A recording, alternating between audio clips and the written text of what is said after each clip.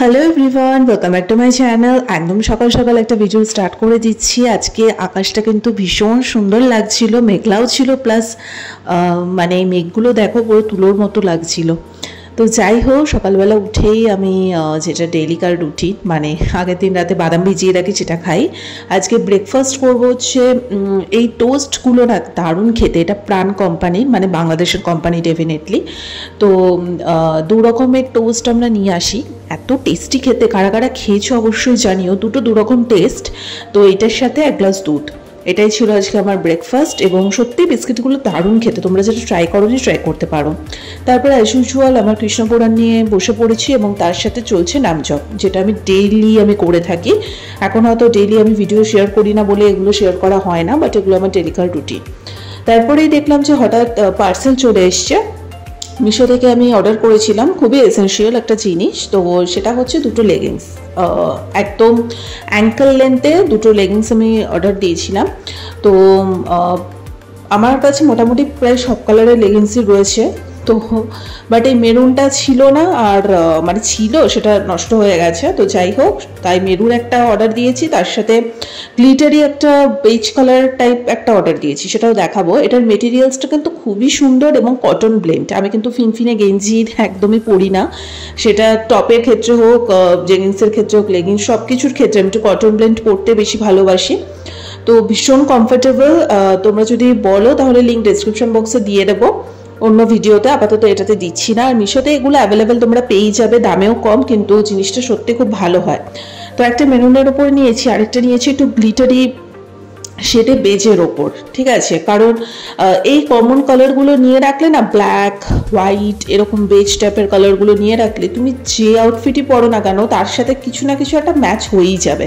এবং এটা যেহেতু একটু গ্লিটারি আছে, তো এটার মধ্যে একটা শাইনি লুকও রয়েছে। সো আমার তো এই দুটো খুবই দরকার ছিল বলে আমি কিনেও নিয়েছি। তো যাই হোক, যথারীতি তারপরে স্নান টান করে পুজো টুজো দিয়েছি, লাঞ্চ টাঞ্চ করেছি, সেই পার্টগুলো আর আমি ভিডিও করিনি।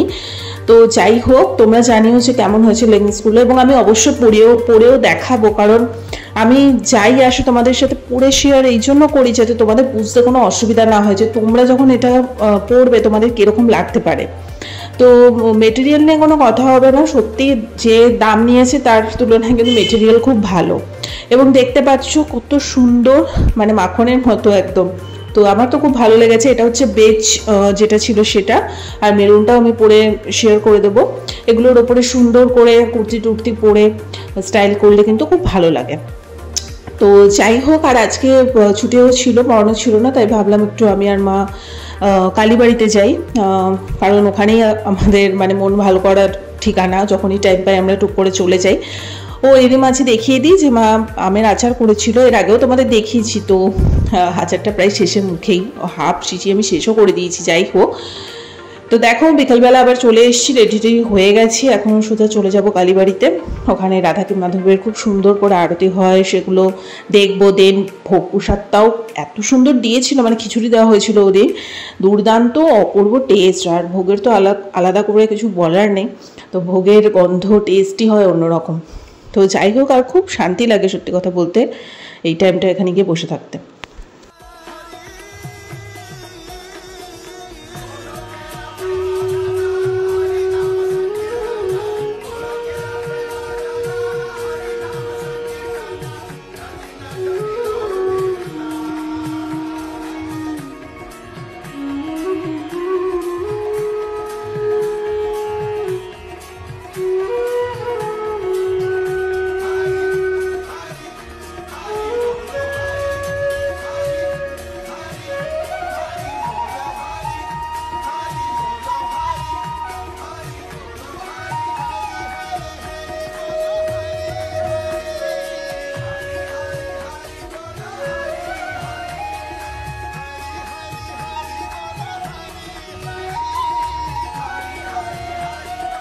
তারপর বাড়িতে চলে এসেছি, আর বাড়িতে এসে বানিয়ে নিলাম হচ্ছে গরম গরম ম্যাগি।